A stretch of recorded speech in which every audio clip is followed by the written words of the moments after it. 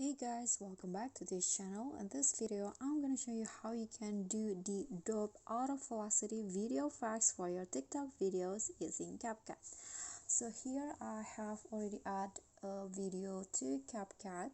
So to do the out of velocity, it's actually pretty easy. You can just tap on your video and find style, click on it and then swipe until you find the auto velocity options.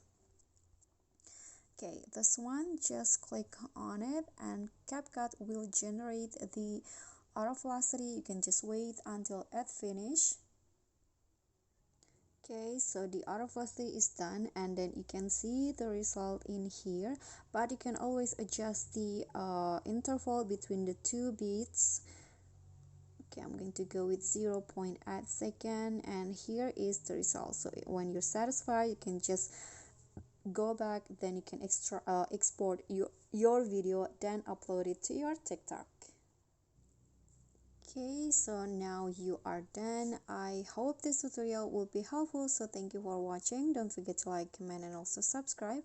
Don't forget to click thanks below. Bye.